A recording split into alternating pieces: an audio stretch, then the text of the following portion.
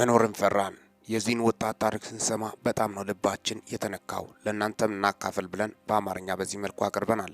የተወለደው ከድሃ ቤተሰብ ነው።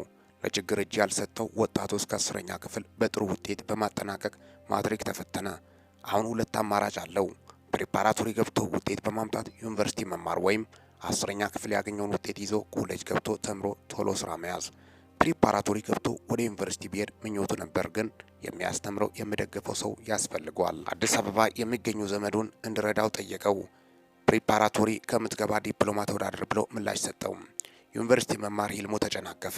ያለው አማራጭ ፕሪፓራቶሪ የሚለውን ትቶ ዲፕሎማ ተምሮ አጭር ጊዜ ስራ ይዞ ታናናሾችን ማስተማር የሚለው ውሳኔ በመወሰን የጤና ትምህርት ተወዳድሮ በመግባት ትምህርቱን በአግባቡ ጨርሶ በማዕረግ ተመረቀ። ከተመረቀ በኋላ 2 ዓመት ወደ ቤተሰብ ተመልሶ ያለ ስራ ተቀምጧል። ከ2 ዓመት በኋላ ህልሙ የነበረው የዩኒቨርሲቲ ትምህርት ለመማር ፕሪፓራቶሪ ተመዘገበ። ትምህርቱን በሚገባ ተከታትሎ የ12 ክፍል ፈተናን ጥሩ ውጤት በማምጣት አምቦ ዩኒቨርሲቲ በኢንዱስትሪያል ኢንጂነሪንግ ትምህርቱ ተመደበ። በአምቦ ዩኒቨርሲቲ ጥሩ ውጤት በማምጣት እዛው መምህር በመሆን ተቀጠረ።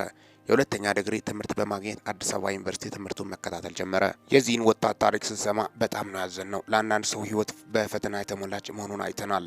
በዚህ ውስጥ እያለ ትዳር መሰረተ። ባለቤቱ ወለጋ ግዳሚ የሚባል ቦታ ገጠር ውስጥ ነበር የምትሰራው።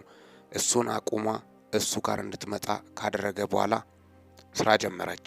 ከብዙ የህይወት ውጣ ውረድ በኋላ ልጅ ወለዱ። ልጃቸውም 3 ዓመት ሞላት። ህይወት በዚህ ሁኔታ እየቀጠለ የምስቱ ቤት ቅዳሜ ከሀሮማያ ዩኒቨርሲቲ ስለምትመረቅ ልጁ ምስቱንና የባለቤቱ እናት ለማስመረቅ ሀሮማያ ሄዱ። ከምርቃት በኋላ ትንሿ ልጅ አባቴ ናፍቆኛል እንሂድ በማለት በማልቀሷ ከምርቃት በኋላ የተወሰኑ ቀናት በቆየት ቢፈልጉም ያለ ፕሮግራማቸው ሰኞ ወደ አዲስ አበባ እየመጡ በአዲስ አበባ ቃሊቲ ፐብሊክ ባስ ባደረሰባቸው አደጋ ህይወታቸው ካለፈ 9 ሰዎች ውስጥ የዚህ ወጣት ልጅ ምስትና የምስቱ እናት ህይወታቸው አልፏል። በጣም ከባድና መራር ሐዘን ነው። ነፍስ ይማር ከማለት ውጪ በጣም ከባድና አስቸጋሪ ጊዜያት ነው እያሳለፈ ያለው። ትራፊክ አደጋ በጣም ጥንቃቄ ሊደረግ እንደሚገባ ጭምርም ነው።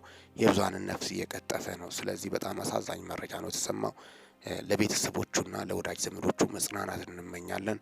ሚኪታቡር ኒውስን ሰብስክራይብ በማድረግ ወቅታዊና ታማኒ መረጃ አግኙ። ሰላም ቆዩልኝ።